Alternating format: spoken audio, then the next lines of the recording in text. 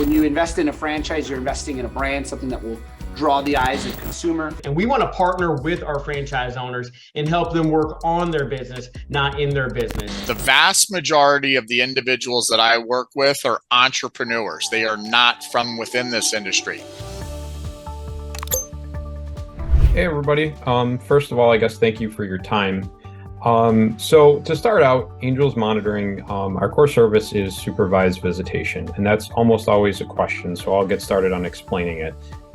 Basically say a mom and a dad go to court. Judge says, mom or dad, you have to have somebody with you if you want to be alone with the child. Maybe it's just allegations, or maybe it might be something more serious. Basically, we provide that service. Our success mainly comes from our process, procedures, and documentation that we have came up alongside from different judges, family court attorneys. And basically, once a court system starts to see our standards, it really makes us get referred over almost all competitors because of how much time and effort we've put into our process. That being said, I'd like to give a quick story on what a day in the life would typically be like. So one of the cases that just ended recently was a mom and dad who broke up. They were not married.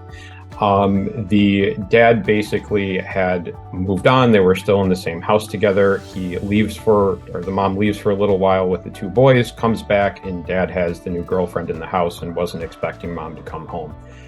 Turns out, obviously, they get into a bit of an argument and also a fight in front of the kids. She leaves, and the dad thinks, I'm going to give her a little bit of time. I don't want her, upsetting her even more. Gives her a day or two and starts calling her. Doesn't end up talking to either of his boys for over 6 months at this point. At that point, he got an attorney involved. His attorney got a court date. And basically, the judge did not know what to do because he didn't know who was right or wrong. So he ordered supervised visitation. So the dad called around to the place that the county was recommending. They couldn't get him in for over 10 months. So at this point, he wouldn't see his two sons, which one of them was only 2 years old, in a year and a half, if not longer. He called us. We got them in on visitation the next weekend.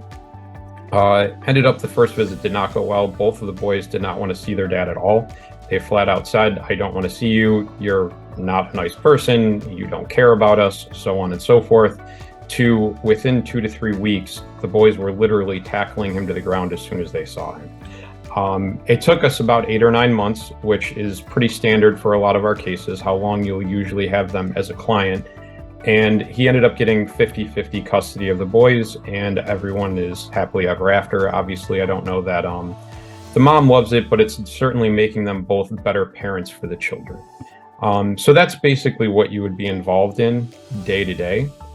A couple things about the business itself, like how it is to operate it, and how we're different than competitors. So as typical franchise systems, there's a lot of money that has to be put into ads. With us, there really isn't, because you can't advertise to the people you would need to. A lot of the times what you need to do is get judges on your side, and you cannot advertise to them. That would be illegal. So we know the processes and procedures to get you in front of these people in a way that you can do it where it's really more of a kind of something that you just know if you're in the business type of thing. Next thing, I know a lot of people are always wondering, can it be ran by themselves, or can it be fully passive, or can they do it, part-time? All of those things are an option with us. I know that there's more COVID scares going around and people wonder how the business operates with that. We really didn't see a difference one way or another. We still had visits going on the entire time. As far as how much does it cost overall to get started, it can obviously range, but as a starting franchise fee is $40,000. And I mean, I've seen people get in as low as like $60,000 to $65,000. As far as how much you can make, that's really something that, I'd have you talk to our other franchisees for, but we charge $65 an hour as the lower end of the rates, and we charge more depending on the service itself. How quickly can I start making money? Usually that can be something within a couple of weeks, usually before you can get your first or a few clients.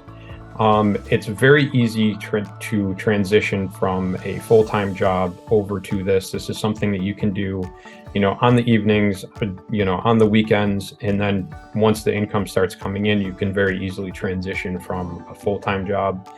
And just about, what people are saying about the franchise, they love the support. We're there every day for our franchisees. I'm on calls with them all day long. We schedule weekly ones just to make sure that they are getting the most out of their franchise system. And I will give you back 1 second. Hi guys, Bo Exine here. If you want to visit myterritorycheck.com to find out if the franchise we spoke about on the show, or maybe it's one you've investigated and you're trying to see if it's available in your market, you simply go to myterritorycheck.com and we'll do a quick search for you. You enter in your name, email, zip code, and we'll get back to you as soon as possible if that particular franchise is available.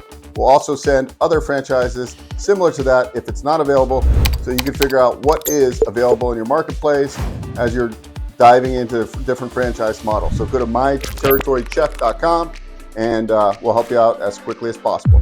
See you soon.